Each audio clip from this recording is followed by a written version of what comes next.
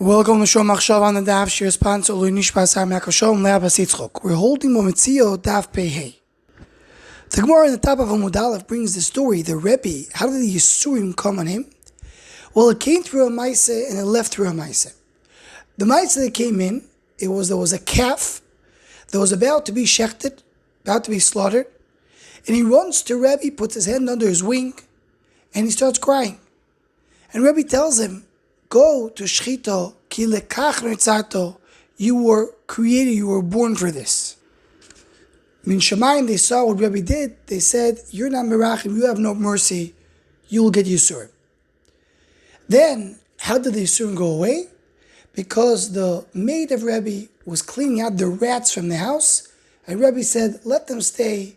Berachim v'akol ma'isov had special mercy on the rats, and therefore the Yisurim stopped from Rebbi. Now, in the first part of the story, everybody's bothered.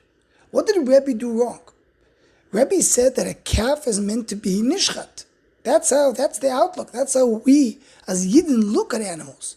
Animals, they elevate themselves through shchita. We really believe so, that a calf is meant to be nishchat. Do we want Rebbi to stop animals from being shechted? There should be no meat? Well, what's pshat in this Gemara? So we'll focus on three main answers that many of the Mefarshim say in different ways. Answer number one, the Maharsha brings over here, that the reason why the calf was not supposed to be nishchat is because the normal way is that a calf becomes roy l'shchita. It becomes prepared for being slaughtered only when he grows up, only when he becomes a big ox, gets older, then you do shchita. But when he's young, when he's a calf, he was just born, usually leave him alive and allow him to plow the field. So this was something which was not so normal to come and allow the calf to be nishchat. That's why it's not part of the regular shchita process that we have. So this was a little bit of the achzorius, a little of cruelty the Rebbe showed to the calf. On the other hand, when the Yisurim left, was an extra layer of mercy, because rats, really, he should get rid of them. But Rebbe came and showed an extra layer of mercy, even to the lowest creature in the world, so that was the reason he had the Yisurim left him. That's what the Maharsha explains. Rebbi Blazer, in the Sefer Koich Ve'Oyer, Mamer Ein Tes, he says, the pshat is like this. When, you're right, of course, lekach ritzarto al pi din, the calf needs to be shechted. But is that the way to handle things, the way things are supposed to be? Says Rebbi Blazer, if a Kadosh Baruch Hu would judge us the way it's supposed to be, you would judge us in the mahalach of ki lekach ritzarto. Did any person would be able to handle this din? That's what we learn. That's what Rashi brings at the beginning of Chumash. Kadosh Baruch Hu wanted to create a world of judgment. The world can't exist this way. Nobody can handle the midas adin. You're right. Mitzad din, the calf needs to be shechted. But it's coming and crying to Rebbe. Rebbe has to have rachamim to go lifnim mishras din, not to ask what the letter of the law is. And this I heard from Ramord Cheshter and Shlita. It said in the name of Rav Achtvekel, that when someone comes and puts his head under your wing crying, you have to have mercy. And that's what we say in Slichos, Hachbiyeinu b'tzel yadecha. Once we put our head under the tzel yadayim of Kadosh Baruch Hu, He will have mercy on us, even though we don't deserve it. Rebbi Blazer continues on to say, so what happened with the rats? So the rats, the pshat is like this. The rats really, the maid did not want to kill the rats. Just wanted to move to a better location. But when you're moving the rats, that movement is tsar.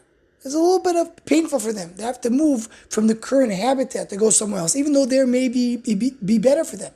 Maybe this move it's the right thing to do. But right now, they're not comfortable with it.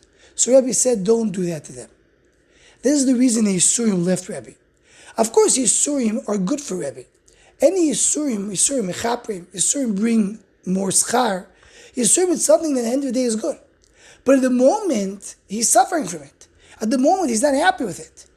So the same way Rebbe gave the rats the current temporary nichuso, that's also Mishamayim, they gave him the same thing. So it's all Mida Keneged Mida.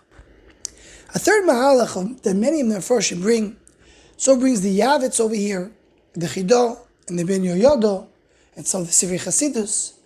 The pshat is, what does it mean that a calf came and cried to Rebbi? Does a calf cry? But the pshat is, it wasn't the calf. There was a neshama that was mizgalgel into the calf that needed kapara. And he ran to Rebbi, it says, please save me. Rebbi said, but you need the kapara. L'kach nitzarto. And the taina of Rebbi is, he should have found another way for this neshama to have kapara. He should have avoided tzar of shchito that this neshama should not have to go through. And the Ben Yehoyada goes on of a very long story. We're not going to bring the entire story over here. But in short, there was a butcher who took an animal and he saw the animal was acting strange. And he was planning to use the animal for a wedding that was coming up. But then he had a dream, he heard voices that he needs to bring the animal to the sheikhet immediately.